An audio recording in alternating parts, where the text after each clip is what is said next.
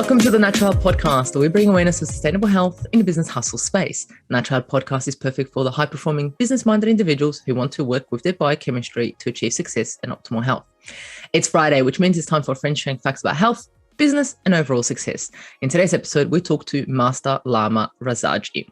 Today's guest is one of the only 12 Master Lamas in the world. He lived and trained in the original Tai Chi Lamastery in Tibet. Master Rasaji has been trained in the Lao Tzu regeneration health system for more than 50 years and has been teaching it for over 40 years. This is a health system for longevity that has been passed down from teacher to student in an unbroken lineage for more than 3,000 years. He is the founder of Circle of Life and is helping his students overcome challenges and teaching them how to know and live abundant in all aspects of life: health, finance, relationships, and service to the world. Fun facts about Master Rasaji is that he's actually one of the 12 masters lamas in the world. Welcome to the Natural Health Podcast. Well, thank you. It's a pleasure being here. And I just love being able to do this and share this with your audience. And anything I can do to help you, I'm excited about being on your show. That's absolutely great. So what would be one of your hobbies? What's something that you absolutely love doing in your spare time? That's funny because I was on a podcast earlier and they also asked me that very same thing. It's like probably surf fishing at the beach. Grew up as a teenager doing that and loved to be able to walk around, anything to do with the ocean. Definitely love to go for boat rides and intercoastal waterway. I think we're probably about 40 miles north of the oldest city in America, St. Augustine. And one of my favorite things to do is to get on a small boat and go down the intercoastal waterways to St. Augustine. They have some fabulous restaurants. And then every now and then I might throw a little fishing line on the side. I love it. So yeah, that's definitely one of my favorite things to do. To definitely be surrounded by water. I love it.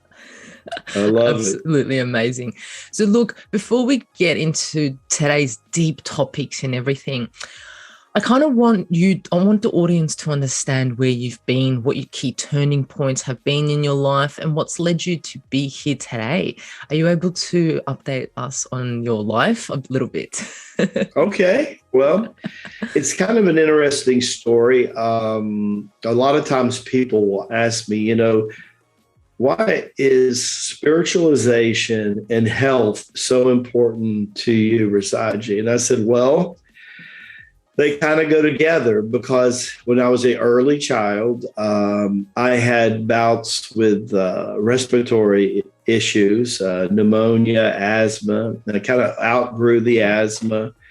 And when my family moved from rural Tennessee, that's where you hear the Southern twang, and we moved to Northeast Florida, the climate changed. And if you do a little research on Chinese Tibetan medicine, it'll tell you that environment, that normally your diet needs to change also. Well, I come from a Southern fried diet initially, and it was doing one thing in a drier climate in Nashville as opposed to Northeast Florida, where it's very humid. And so the progression of my illness moved from the lungs to the kidneys. And over a period of a couple of years, I got uric acid poisoning really bad, and it started to eat the inner walls of the kidneys. And so they tried all kind of treatments to do, and finally got to the point where they realized that certain valves between the kidneys and the urethra were not opening and closing and fully emptying out into the bladder. And so the toxins were all backing up in the kidney and began to eat the inner wall of the kidney, and probably lost, according to them, about a third of one kidney and almost a half of another kidney. Because your adrenal glands, as you know, sit on top of your kidneys, they were completely fried. So if I would have been easily diagnosed in the late 60s at about 12 years old with chronic fatigue syndrome, it would have been underestimated. I slept about 13 hours a day. I had little to no chi, no energy. So finally, they decided the only thing to do is they had to go in and fix the plumbing. So in the process of fixing the plumbing, today, if you're operating the kidneys, most of the time they go in through the back. And that day, they split me from hip bone to hip bone. And I make a joke a lot of times about the scene from The Wizard of Oz where the scarecrow is in the monkey scene and they have parts of him every which way because that's probably was me. Strange thing happened. This surgery was going to last about 4.5 hours. And as I early went under anesthesia and with the mask on and the whole 9 yards, my conscious mind did not go to sleep. And as a matter of fact, I'll never forget, I'm falling back and I'm just this frail little kid and I'm really scared. I'm thinking they're going to start operating on me and I'm still totally aware. So about that moment, my spirit rose above the lamps over. I can remember going up first to the lamps, looking down, seeing people dressed in their garments. And then the next thing, I'm through the ceiling. And when I'm on the ceiling, I'm sitting in these clouds and I'm looking around and I realize I can walk in the clouds. This is really strange. And I'm walking around, trying to feel my way around. And the next thing I know, walking on this cloud toward me is this bald-headed little Asian man with a Fu Manchu. And he comes up to me and he says, "Don't worry about anything. Everything's going to be all right." And then the next thing I know, he's taking me to the Himalayas. I'm seeing the lamasery years before I go there. I'm listening to what they're doing. They're outside picking herbs in the vegetable garden. They're doing practices, which were obviously Tai Chi and Qigong in nature. Another scene, I see them meditating together as a group, and he begins to talk to me. And all of a sudden, the next thing I know is we're taken back real fast into the hospital room, into the operating room. And I start hearing the pulse of the oxygen and the pump, pump, pump, pump, pump, pump. And then they say, and then all of a sudden I see them freaking out, the doctors. And I heard them say, "We're losing him. We're losing him." And my body actually stopped to function. About that time, the Lama put his hand on my shoulder and says, "You need to go back now." And I looked at him and I said, now I was starting to be aware of my facilities. I looked at him, I said, "You must think that I'm crazy. I'm not going back in that body." And he goes, "You have to go back. You came here to do something." And I said, "Listen, I don't know where you come from, but where I come from, that body's been suffering for over 2 years." I said, "Sometimes I can't even stand to go to the restroom." And I said, "You're going to tell me that I'm going to climb in here when I'm here right now and I'm feeling no pain. I can go wherever I want to just by thought." And I was catching on really, really quick. And he said, "No, but you made a pact with the divine this time to do this." And lo and behold, it was really interesting. He said, "Look, you're only going to suffer a few more days and then things are going to get a lot better. I promise you." So he again put his hand on me. I felt this warmth, this shoot through my spirit. And something guided me to put my hand on my body. And I put my hand on the body. And the next thing I know, I hear them saying, "Hey, he's back. He's revived. He's revived." And the next thing I knew, I'm back in the body.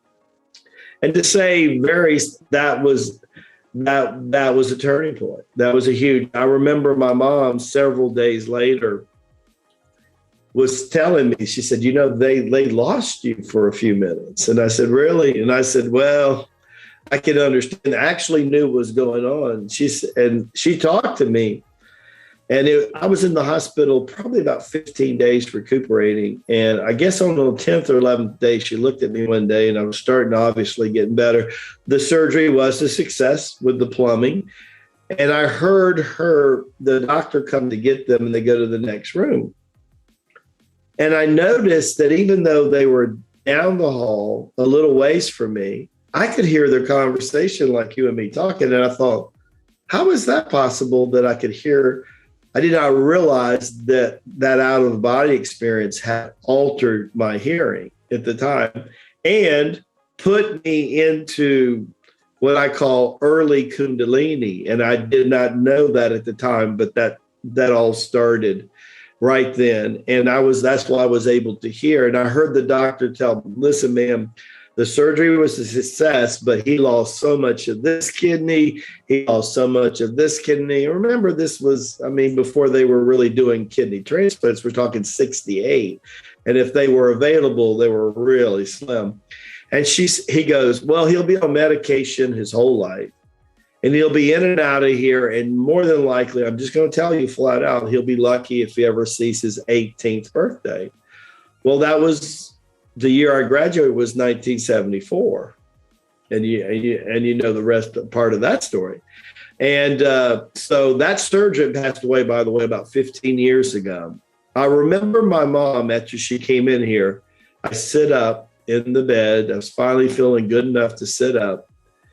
And I looked at her, I said, I heard what you said. And she pretended like she didn't know. And then I called her on it. And she goes, how in the world did you hear that? I said, I'm hearing a lot of things lately, Mom. She looked at me. She says, I don't know who you are, but you're not the same son that went under anesthesia just a few days ago. So that was the first big turning point in my life. Wow. Even she could sense and knew that you were not the same person anymore in a way. That is insane. And that's definitely a turning point. Wow. The whole time you're saying that story, I was getting goosebumps all over my body. And I was like, wow, that's extraordinary. And you hear these stories and you hear parents, you hear kids or people say these stories and people are like, no, just go back to reality. That wasn't real. That's not something that you should know about. And then people go back into their old ways. And for you, you didn't. You excelled and you said, no, I'm listening to this and I'm going forth. So after that, how long did it take you to go to Tibet? Well, what happened is back in the States, there were several magazines that people were turning to and look, that was during the time that, beginning to worship athletes and beginning to worship like movie stars was becoming real popular in America. Every woman wanted to buy a dress like Liz Taylor and everybody, wanted to look like Robert Redford and all that kind of stuff. So a very popular magazine at that time in America was called Life magazine. And pretty much everybody that read it thought, if it said Life magazine, it's in print, it's got to be true, right? So my dad and my mom were very avid subscribers of Life magazine. And my dad, one Sunday, about 3 months after surgery, he reads this article that says, get your children into martial arts and yoga. It will build their stamina. So my dad then starts seeking around and he finds this martial art instructor that's actually a couple miles down from where we lived at the time. And so he takes me down there one day and he says, I don't know what I'm going to do with my son, but he's so frail. And he told him what happened to me. And so he said, the martial art instructor came out, had a jar about this big, and he had in it a root that was so big. And he said, this root's over 100 years old. And he says, I want your son to take the juice of this root and I want him to pour it in, about an ounce. Take this couple times a day. When the liquid is gone, then I want him to dry the root out cut off little pieces of the root, chew it up in his mouth once or twice a day, get the juice, and then spit the root out, right? Well, that whole process took about 3 months. My dad, if you can imagine, 1968, he wanted $300 for this root, right? So inflate those dollars today, it'd be probably closer to about $3,000 today, right? My dad's hand was literally shaking, but he said, this is my son. So I did it. Well, it was remarkable. Years later, I discovered why it had the impact on me, because I'm sure a lot of people in your audience know, but caffeine can ignite the adrenalines, but over a period of time, it'll take them the other way if you drink too much, right? But ginseng is food for the whole endocrine gland system, and especially it's very powerful on a young male, very, very powerful. So it took me from 13 hours sleep to about 9 hours sleep. And it took me from doing martial arts half the time or half the class in a chair to I could fully participate. And all of that happened in a 3 month. My dad, literally thought it was a miracle. And what happened there is in his lobby, I noticed he had health magazines. And in the health magazines, they were stamped by a health food store that was not closed away.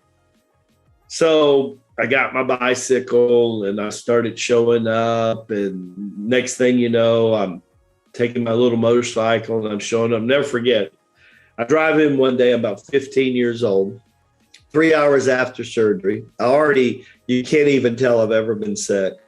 I walk in one day and I come up to this counter and I got my organic peanut butter and more organic bread and sprouts and everything. And so I'm collecting this. And the whole time I'm in there, the lady, the owner, she's watching me and she's studying me. I said, I think this lady thinks I'm going to steal something from her store, right? So I finally get up there and I drop it on the counter just to wake her up, right? And I said, ma'am, is there a problem? She said, no, there's not a problem at all. I said, really? I said, you look shocked. She goes, I'm shocked. I said, why? Nobody under 30 years old's ever been in my health food store before.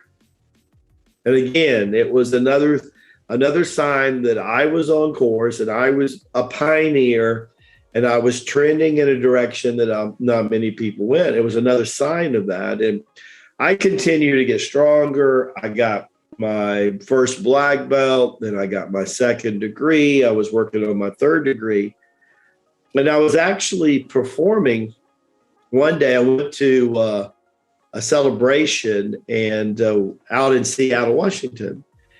And I had just creatively designed a martial art dance to some music, to some original music.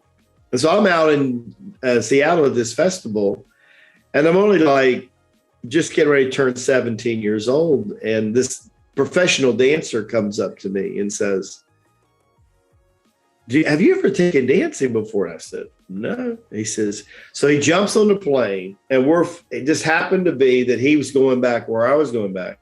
So now we spend 5 hours on a plane. Spirit's setting me up again, and Spirit's going, you got to talk to this guy. And the guy says, man, we need dancers like you. And I said, look, you're not going to get me in tights. There's just no way you're going to get this country boy in tights.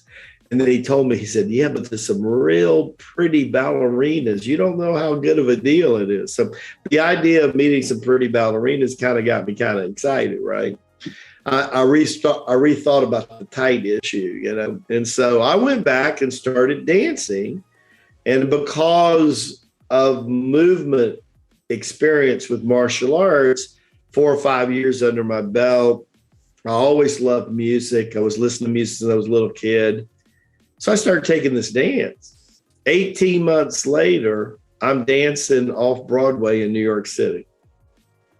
Wow. And it was there. We used to have a vigilante group, and that vigilante group was called the Guardian Angels. Anybody that does some research or Google this group back in the 70s. And it was about 1975. I had graduated high school, and I was, when I wasn't rehearsing or dance training, on the weekends, I was in Chinatown taking different kung fu classes, different martial art classes. And one of my sparring partners walked with the Guardian Angels, and they actually supported the New York City police. And so they had walkie-talkies in those days. And if they saw a gang fight going on in a gym, they would contact and say, y'all need to come here quick before this thing gets out of hand. So I would walk his beat with him maybe a couple times a week. So it was a Thursday afternoon. He says, I got to tell you something. I said, what? He said, there is this Master Lama in Washington Square in Soho in New York. He said he's teaching an art called Tai Chi Gong. Well, I'd been taking some Chinese version of Tai Chi, but I'd never heard of a Tibetan system of Tai Chi. And he goes, according to this Lama, real Tai Chi comes from Tibet, not from China. I said, what? What is he talking about? So he said, look, the serious people come on Saturday morning. I said, man, I'm not working this weekend. I'm going to say, listen, you want to come meet this guy? I said, okay, all right. So Saturday morning, I show up, and there's only about maybe 18 people there. And about half of them are sitting on one side, half on the other. He's sitting down. His back's to me. Now, you got to understand, I'm a guy that's now 18 years old that just 6 years ago died on the operating table. I'm working on my second black belt. I've been to tournaments. I'm dancing for you. You know, my stuff doesn't stink. I mean, my male ego is like, you know what I'm saying, out the through the roof. Cocky. Oh my gosh, you couldn't. So, and I'm about 5 or 6% body fat, and literally I could kick at 6 o'clock. So I could take your head off with one kick in a matter of seconds, right? So, you know, I'm thinking, all right, who is this guy supposed to be? You know, so walking up real cocky. And then I look at this guy closely, and I see these people, their mouths are like, you know, like he was hypnotizing them, listening to every word he said. And then I look around him and I said, there are pigeons and there are literally a couple squirrels walking around this guy's lap. And of course, that bothered me. But then my rational macho mind said, oh, he's got bird seed or something. And okay, so I walk around to the front. The next vision bothers me even more because I walk around and he ain't got nothing in his head. And they are like little children right there. And then I see these human beings again. They're like somebody drugged them or something. And I said, what the heck is going on here? I almost turned and walked away. And then he cleared his voice. He got up. It was almost as if he levitated. He just literally floated to his feet with a body control level I had never, ever experienced. And then he walks toward me. He's walking toward me. I mean, literally, it's like he's got no gravity. He comes up. He doesn't grab my hand. He grabs the inside of my forearm, and then he pulls me toward him like that. He looks in my eyes, and he goes, Rasaji, what took you so long? And I went, what? And part of me goes, what's this Rasaji stuff? And then my soul, though, says, wait a minute. I know this name, right? I find out later in Sanskrit, Rasaji means God's joy. And it was like I knew it. And he looked at me. And that's how I met the Lama. That's how that part started. Wow. And throughout all of it, even though, like you said, you know, you were that young 18-year-old, ego and everything, you still trusted. You still trusted throughout all of that. And Spirit still brought you to these people, to these scenarios that you're just kind of meant to go. And I guess it happens to a lot of people where they go, oh, I just landed there. Right. Yeah. Yeah. It's kind of like we know. And It's, the old saying, when the student's ready, the master appears, right? I think it was 6 months later that this third major thing that happened in my life. It was interesting that all three of these things involved the same individual, because we were there. I had, because of the surgery, getting out of my body was not hard, because if I felt any discomfort, if I pulled a muscle, most people would go, get a Tylenol or whatever. No, not the llama, not the baby llama. I would just get out of my body. And I got used to flying around. And for the longest time, I thought all spirituality mean how much you could get out of your body. But about 6 months into that, again on a Saturday, I come there and he said, I'm going to teach you something really special. He'd been teasing me all week long.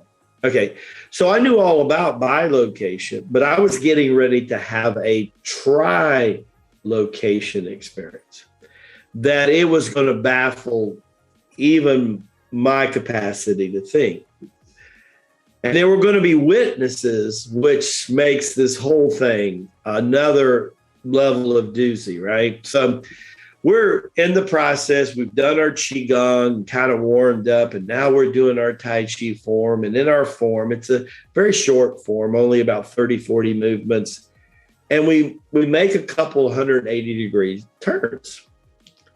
And so I go to make my 180-degree turn, and I look over, and he's standing right where I am. And I go here, and I look at him, and it's not 1975, 76 New York anymore.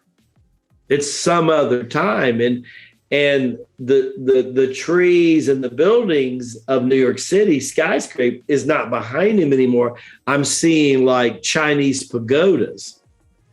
And he's no longer got the same clothes on. He had some real beautiful Chinese garment, like you would imagine an emperor of some time ago wearing, right?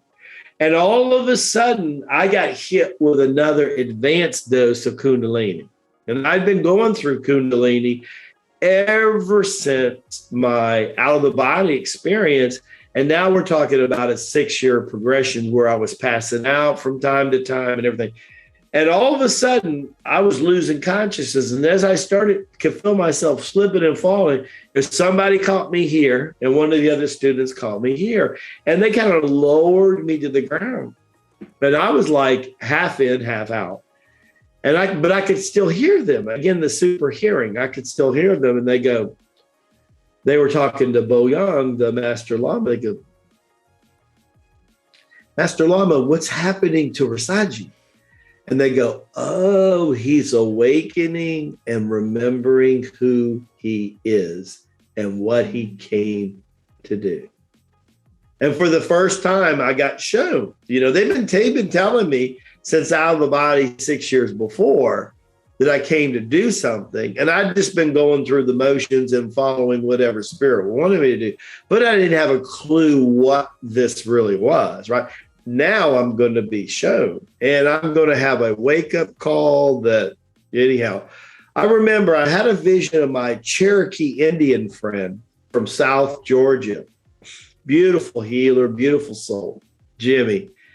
And I'm thinking about him, and I say, I can see Jimmy. Of course, now I'm there. Part of me's there. And remember, there's, about a dozen people that are witness plus the master. So remember this is the real important part, right? So, but I'm walking down a beach in St. Simons, Georgia. And I didn't know at the time, but my buddy Jimmy was leading a vision quest for Native American Indians, right? And the funny thing was he comes walking up to me, and I come walking up to him. We embrace. So obviously I'm enough that he can feel me. I can feel him. And then this was the age of the Polaroid camera, where you would pop it, and then out of the mouth of the camera would be an instant photo, right? Well, to this day, he still has that photo in his bedroom, proving the miracle of spirit, that I materialized enough to actually show up on film. And that was so now that should have been enough. And remember here, somebody had to take the photo, and there were a half a dozen people here, and now there's the people in New York. But that's only a bi-location experience. All of a sudden, I was aware that I'm back in the Lamasery. And remember, still to this day, that was the second time I'm in the, but I physically have not yet been there. So I'm there, and they're going, oh, there's little Lama Rasaji. And I hear this word, little Lama, for the first time. Oh, there's little Lama Rasaji, and he's finally showing up over here. It's great to see you, Rasaji. And there's witnesses there too. So I'm in 3 locations partially. There are physical witnesses of 6 or more people in all 3 locations. And then finally, I'm back. All of this transpires in about a 40 to 45 minute time frame. Seems forever for me, but on third dimension, it's about 40, 45 minutes. And so finally, they help me up, and they give me some ginseng, pop drink, and I'm waking it up. And I leave, and of course, I messed up silly for days, right? My conscious mind is trying to conceive how this is even possible, much less anything else, right? And of course, part of me is thinking, well, maybe the guy drugged me or, whatever. And, my macho mind still didn't want to let the reality of third dimension go totally, right? Even though I've been going in and out of 4th and 5D for a while, I didn't want to do it. So I thought, you know what, maybe I don't need to go there anymore, right? And then part of me then came to the realization, hey, if anybody's going to be able to explain to you what's going on, it's definitely going to be this guy. Well, it was also at that time, so that what really hit me was that this was the same being that I first met out of the body 6 years before. So I had to now deal with all of this new reality, right? How am I going to deal with this reality? I thought I was a boy going to have a normal life, right? I said, what is going on, right? So this went on, and we got real close. I mean, he became like this spiritual father that I never had. And so about 2 years later, he comes to me and he says, I got good news, I got bad news. And he says, what you want first? I said, well, I'm born the Chinese sign of the monkey, and the monkey's used to adversity. Lord knows my whole life already been adverse, right? So I said, give me the bad news first, right? He says, well, my visa's about expired and I got to go back to Tibet. And I said, okay. I said, that's not good news. He said, but the good news is I want you, and he picked out 2 other Americans. I want you guys to come and train at the Lamasery. I said, you're kidding. Really?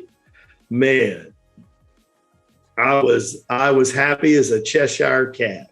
I was just like, all right, went home. I said, I got to go home. I got to talk to the family. I hadn't been home in about 6 or 8 months anyhow. And I said, I got to go home. So he was going to be there 3 or 4 months. So I went home for about 6, 8 weeks. My dad gave me some extra work. I could make a little extra coin, save up some money. And my dad, he was so funny. Bless his heart. He just always shaking his head about his son. And he says, where you going to this Tibet place? I said, Dad, it's not Tibet, it's Tibet. And he says, what are you going to do? It snows there all the time. And I said, Dad, I'm going to go study with this thing. I had turned down a dance scholarship, fully scholarship to one college. And I came out as a swimmer, and a guy still wanted to give me a swimming scholarship at another college. My dad totally thought I had just lost my bananas, right? You're going, God knows where. I said, Dad, I'm going. If I don't like it, Dad, you know how strong I am. I said, I'll come home. No problem. So that's how we prepared to go to Tibet. Yeah. What an Pretty funny. experience. And I can just imagine your dad, because, like you said, at that time, they were looking up to athletes, they were looking up to actors, idolizing the word that you used. So then it's kind of like, well, you could be this, and you're going to somewhere where you have no idea where you're going, just to do what, you know? Wow, wow, wow. Bless his soul. That's absolutely amazing. An amazing story. And good on you for trusting the whole time. And I think trust, I think that's a big one at the moment. I think a lot of people are losing trust. And some people are given these opportunities like you are, where, spirit comes and guides us to where we, should be in a way. But, we turn the other way. Sure. Why is that happening? Why are we losing trust? That's right. Because back just to my story, up until that time, that took me till, about 19 years old. And it's very, at any one of those times, I could have turned around and said no or not, but yeah.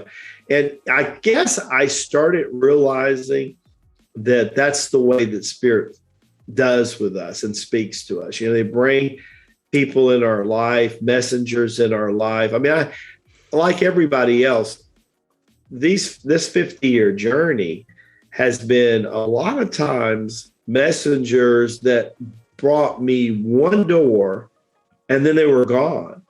And I mean, and you knew you were supposed to walk through that door. And I know sometimes I would be shocked. I would say, they open the door. So I think it's human tendency. We get attached to things and people very easily that, you expect they're going to open the door. They're going to come in with you and they're going to stay a while with you, and not the very fact that they were there just to open the door. And I think that was it. And I got used to the modus operandi of spirit is don't judge spirit at all. That if people have to understand, they probably all the time want to know, how did I trust so much? You can understand, when you spend 6 out of the first 12 years of your life and all the outside authorities you're exposed to don't have the answer and you're suffering, you have to go inside. I would realize today that I was going inside even before I ever went out of the body. I was meditating before I even knew what meditation was, because I was going inside. And I remember first year in Tibet, I was asking the Lama, I was getting ready, 19 going on 20. It's actually finishing my first year. So it'd been my 4th year of training, but my first year. I was asking about 2 things. I said, I got to know about self-defense from my martial art point of view. But from my spiritual point of view, I got to know about meditation. He said, well, you're going to find out about meditation pretty soon. But he says, you're not even intermediately meditating, Rasaji, until you can hear the blood flow coming out of your heart. I said, what? He said, until you can be still enough to hear the blood flow of your heart, you're only halfway to where I want to take you in meditation. I said, what? So that was one thing. The other thing I said, well, what about martial arts? And I recounted his in my second meeting in Seoul and how I felt and all my martial art training. And so he gave me a demonstration. And the first thing he said, well, the best self-defense is don't be there. He says it's all a conscious experience. As you become more conscious, he says, just like Jesse James would never sit with his back to the door. He said, you don't be there. And I recounted incidences. Living in Manhattan in the 70s was a trick itself. And for a young man to stay out of trouble and not get hurt or robbed or mobbed or whatever, it was a big deal in those days. And I said, okay, and I kind of got it. He said, but let me tell you something. He said, when you got off that plane in Delhi, and then you left Delhi and you trucked up through Northeast India, and then you went into Nepal, and then you guys came on up through Nepal to southern Tibet. I said, you know what I'm talking about? And he said, yeah. I said, I knew where you were every moment of the day. And at any time, I could have stopped you. Heck, I could have kept you from getting off that plane if I wanted to. And then I thought, oh my God, what kind of power does this guy have? And what kind of self-defense is this? I said, I already had a couple black belts, right? But I said, this is I said, okay. And I think it was a motivational talk for what was coming next. And that was, he was going to walk me up on a mountain and leave me in this mud hut attached to a mountain for about 45 days without even telling me he was going to leave me. And then I had to be in a state that I wouldn't go crazy because, for 45 days, I didn't see another human. The only llama I saw were a couple of four-legged llamas at the time. No two-legged llamas, right? And I remember about the 20th day there, I was like, well, I thought the number one fear was dying. I said, but I'm pretty okay now with my own death because Lord knows I've died before. I'm back. I know for sure that spirit survives the body because I've been there. And I said, okay, it's not, I said, maybe it's public speaking because I still hate public speaking. About 30 days into that time, real soul searching time, I kind of realized that the fear of most humans in the world is living a life absent of fear.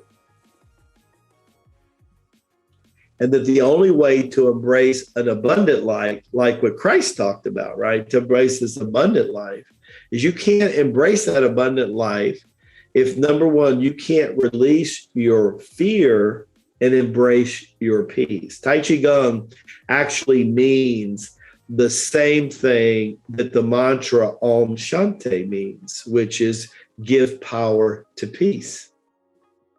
And I thought to myself, if you can't embrace your peace, you'll never overcome real fear. If you ever overcome real fear, become peaceful enough and overcome real fear, then you will live a life absence of fear, which will naturally lead you into the abundant life.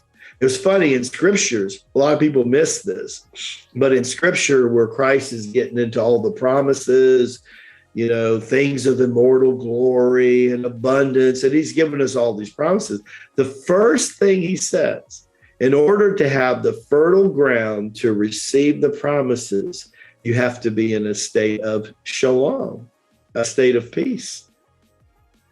And I look at myself, I said, goodness gracious, Tai Chi Gong, Tai Chi Gong is a 3,000-year-old system, master to student in an unbroken line. And it makes sense because I remember my second year of training, I said, well, how long am I going to practice this Tai Chi Gong? And he says, you're going to keep practicing your Tai Chi Gong until you can be totally peaceful and you can love unconditionally everything in creation 24/7. He says, until then, you practice your Tai Chi Gong.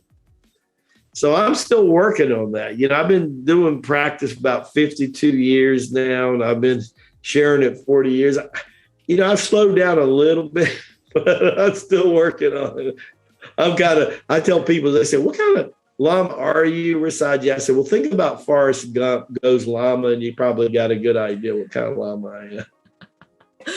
I love it. The one thing that you said, fear, that word, fear and peace, right? I mean, all around the world, everything that's happening at the moment, everywhere, and we can all relate to it because it's happening everywhere, is fear, right? Oh, yeah. Drilled into us individuals, scarcity, not feeling abundant, no peace. So then, people listen to this podcast and they're like, so you're telling me to be peaceful? How am I supposed to be peaceful when everyone around me is fear this, fear that talk, this talk? Right. The key of it is you're right on target. And I do a little inspiration message we call the Daily Lama. Anybody that joins Rasaji.com gets the free email every morning with a little video, a little inspiration. Comes out 6 a.m. Eastern Standard Time. And they can download my first book for free called, just like this site, The Circle of Life. And I did just 2 days ago, Don't Choose Fear. And I told people, I said, see, there are so many people in the world that don't have a lot of people's best interests at heart. And unfortunately, a lot of those people run the major medias in the world, and not so much all the time the people that broadcast. I think a lot of times they're probably as much a victim as other people. It's the corporate heads that have an agenda to push, that they're kind of a puppet. And sometimes you can tell they're like lifeless. They have like no energy in them, and they're just doing the words. Unfortunately, most humans are still at the point in their life where they're not even where I was when I was a teenager, starting to turn inward. It's almost like everything that's happened. See, what we were told in Tibet was the more unconscious you are or people are, the more contrast it takes to wake them up. So what's happened is what we call the El Kabong technique. It's where you got slapped across the face. It's where you put the cat's nose in the litter box and says, this is where you do your business, right? This has been done to humanity in the last 18 to 24 months. And it's a big wake-up call, but they have to turn in, which means they have to take mentally responsibility to turn certain things off. I'll give you a good example of a demonstration of that. So I told you about the meditation and about listening to it. I was probably middle 20s. Then all of a sudden, one day I had that experience. And I literally was so deep inside myself that when I heard the blood flow, it was like a beautiful waterfall. Beautiful waterfall. I'm thinking to myself, I'm always wanting to go to the waterfall or the beach or something. And I realized the waterfall is right inside of me, right? I just didn't go deep enough, like the Lama said, right? I thought, wow, that's beautiful. I was home after the Tibet journey, back in New York, 22, almost 23 years old, and thinking about, okay, what am I going to do? Am I going to teach Tai Chi Gong? Because I was now trained as an adept, and I could teach privately, whatever. I was certified by the Lama, so I could do anything I want. But I thought, well, show business is not over for me yet. I know that. So I'm going to try to find a way to balance the two. And that was my next stage. Then all of a sudden, it was way before internet and everything. And this is like 82, 83. And I get one of those Western Units telegraph message, comes from the Lama Sir. Well, my mentor had just been promoted to head Lama, Maha Lama, which was a big privilege for him, but also for me because he was my master. So for him to receive that honor and then as always, we give homework. So, I got homework. By the way, you thought you left the Lama here and you thought homework was over, right? Let me tell you. So this was his preaching to me. It was, hey, Lama. Hey, little Lama. He says, I want you to go to Broadway and 42nd Street every Friday from 1 o'clock to 3 o'clock in the afternoon, which he knew that I knew. That's when we changed from the yang solar energy of the day to the lunar yin energy of the day. That's that transition, right? He says, I want you to sit at the busiest intersection in the world, by far. Hundreds of thousands of people in those 2 hours on a Friday will walk, and they are selling their wares and everything you can imagine, and things we can't even say on the tube, right? And I want you to hear your blood flow there, like you did on the mountaintop. Oh my God. Well, first of all, I realized, it took me almost 21 years to prepare for an experience that had to happen in the most conducive situation, right? Opposite of contrast. And now he was going to put me in an experience that the original master, Boganathar, when he left China, and he said, I'm going to take my Tai Chi Gong to a different level. When I was in China, he said, I understood the cycles of nature: fall, winter, spring, summer, fall, the circle of life. And beautiful, people can imagine China 3,000 years ago, how clean the rivers must have been, how pure the forest was. You could pick fruit right off the tree and eat it. Just imagine the vitality minus any industry at all. So he said he had regenerated his whole body. He was well over 100 years old when he went to Tibet.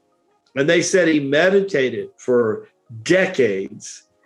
And then after he meditated, he said, I'm going to create balance of nature like I experienced in China, in the Himalayas where there is no balance. I'm going to take the 8 months of winter here, and I'm going to create the 4 cycles of nature inside me. I'm going to take Tai Chi Gong to a whole new level. Well, see, that's what they were asking me to do. They were asking me to duplicate on a brick, that there was always this little brick reef that I could go sit down, and it was perfectly for me to be able to keep my back straight. And I would cross my fingers and close my eyes. Oh my God, and hear all kind of nonsense. And this went on for months. And I got about 4 months into this. I never missed a Friday. I never missed it. That Maha Lama asked me to do something, but you better believe I did it. And about 5 months into it, I started shifting my mind. And I said, you're doing this all wrong, Rasaji. You have to recreate the experience inside you that you experienced on the mountaintop in Tibet. So I sit down. It took me about 3 more times. And on the 3rd time, I was hearing everything that I normally held. And then I went inside, and I could feel, just like that day I fell in Washington Square and they caught me. I could feel myself going through a tunnel and a vortex inside of myself. And I could hear the people outside getting almost like somebody was slowly turning the volume down or changing the channel on a radio down, right? Like FM. And all of a sudden, I hear whoosh. And all of a sudden, I start hearing that waterfall again. And I got to tell you, I was smiling. I was so happy in myself. There's old saying, in my soul, I am free. In my soul, I am free. And I knew it. I said, this is freedom. It's not about principality. It's not about politicians. It's not about how much money that you can make or not make. It's about total freedom. And freedom comes from us getting in touch with what we call in Sanskrit our soul, which is sharat. And I said, I'm here. And after that, life started becoming a breeze. Now spirit would do its tricks to me, but I would pay attention and I would catch it. I'd go, oh, spirit, you're up to your little game again, aren't you? You're trying to move the llama right here. I know it. And it's learned me to wait on it when I need to wait on it. Sometimes it pushes you to act a little bit more than you want to. But remember, if you're trusting spirit and you're not, like we talked about, listening to the fear, the little voice, right? And where does really fear come from? And it comes from people who don't feel connected to the divine. It's my first chapter of my book. I said, you could get rid of all the therapists and psychologists in the world that work with people on depressed if you could teach the most basic person how connected they are to the divine. Because when you examine why is a person connected, it's usually 3 reasons. Number one, they either don't believe in divine order or divine power at all, or they believe in that, but feels like God dropped them off at the bus station. Or the third one is that you and me somehow have more privilege to connect to the divine, so our life is okay, and they don't have that privilege because God's not showing them favor. You take one of those 3 reasons, and the moment that a person overcomes one or all 3 of those, there's nothing left for them to be depressed about. How can you be depressed if you know that the divine lives in you? Lamas teach the divine not only lives in us, he looks through our eyes, he hears through, he breathes our breath. You know, he walks our walks. Everything we do is so connected to the divine. It's like meditation waiting to happen. That's the advanced form of meditation. When you realize one day that everything you do or you do not do is meditation. That's the word. I love That's that. the Tao.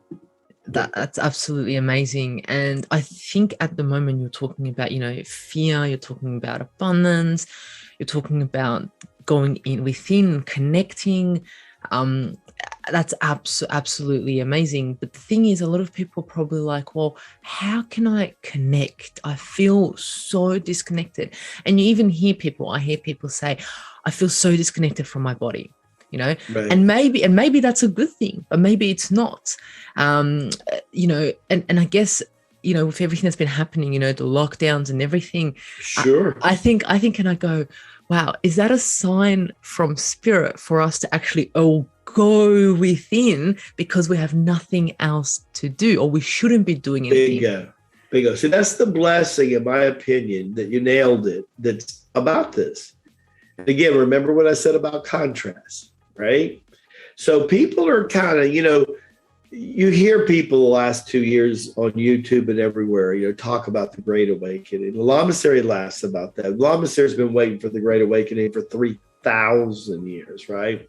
So we get it. But what is correct is because of what we just talked about and what you just said. People are now almost forcing themselves, kicking themselves in the hiney that I need to do something different than I've done before. And the moment that you trust, here's the thing that people need, I hope they get out of this, and that is, guys, God is always as close to you as your heartbeat and as near to you as your breath. And he is never far away from you. And you don't have to be religious to turn to him. But what you do need to do is you need to trust in him and turn to him and show him. See, people talk a lot about tithing, and it's important to give a percentage of what you earn. It's spiritual law to something that you value. In other words, what you value. In other words, if you had the time to do it yourself and the financing, you would put your heart, soul, mind back. That's what you need to give to, right? Don't give to anything less than that, and know exactly what they're doing from beginning to end. A lot of scams out there, but that's important to the divine. But you know what's 10 times more important than the divine? Your time with him. You want to show him you love him? Then devote time, because he measures that so much higher than coin. I said, because money we can always get back. That last 5 minutes, you can't never get that back. So he values that more. And the way you want to show him you love him is like we show any other person we love them, is we want to spend unadulterated time. You know, I'm also blessed to be a father of 3 sons. I have a wonderful wife, and I have now a grandchild. And they know that when they're with me, this disappears. My laptop goes down. They know that I am worthy of the precious time. If we're not willing to do that with our loved ones that are still in the flesh, how are we going to do that with a God that's beyond the flesh? You know, how are we going to do it? So it's all about edification and respect of all life, but I'm going to respect all life, and I'm not going to respect the source of all life. Come on. I've got to do that. So after the Lama gets up and does his restroom business, the first hour of my day is tithing to him by showing him, by giving my time, that I am thankful he's going to give me another day. And that if I'm humble, you know, in our order, prayer means to ask, meditation means to listen, and contemplation means to become. And if I listen, he's going to tell me exactly what he wants me to do that day. I don't need to know any more than that. I just need to know what he wants me to do today, because today is going to be the day I live. I'm not worried about tomorrow. I'm going to live today. He's in the presence. We need to get used to being with him and being present also, especially in our human relationships. I like that you said we've got to get used to being present and giving our time, because that's a perfect opportunity that we have now to do that, to, you know, to let go of fear, be in peace. And going back to what you said, that allows us to live that abundant life.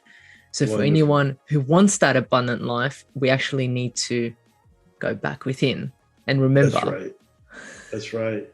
Well, it's been wonderful being with you. Thank you. Thank you so much. I really appreciate your time. Sure. And your absolutely amazing knowledge and talking to us. Well, I really appreciate it so much. Thank you so much. We'll have to come back. Maybe some of your people, or you might have questions that you might want, and maybe in a couple of weeks we can get together and do this again. That sounds like an absolutely amazing idea. Thank you so much. I really appreciate it. My honor. You take care, and God bless to you and all your audience. Good night.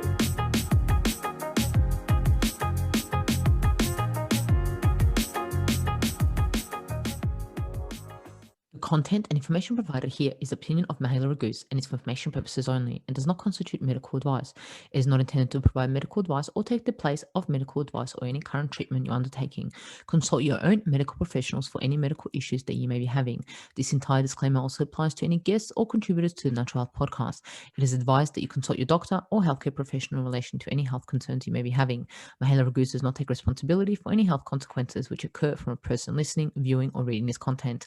Under no circumstances shall the Natural Podcast, Mahela Ragoose, any guests or contributors to the Natural Podcast, or any employees, associates, or affiliates of Mahela Ragoose be responsible for damages arising from the information provided on the Natural Podcast. By listening to this podcast, you agree not to use this podcast as medical advice to treat any medical conditions in either yourself or others. Please note, if you're taking prescription, do not stop your medication or start a new protocol, including but not limited to supplements, diet, lifestyle changes without consulting your doctor or healthcare professional. If you or any person has a medical concern, you should consult with your healthcare provider or seek seek other professional medical advice. Never disregard professional medical advice or delay in seeking it because of something that you have read or heard on the Natural podcast or in any linked materials. If you think you may have a medical emergency, call your doctor or emergency services immediately. Neither Mahela Raguse nor the publisher of this content takes responsibility for the possible health consequences of any person or persons reading or listening or following the information in educational content.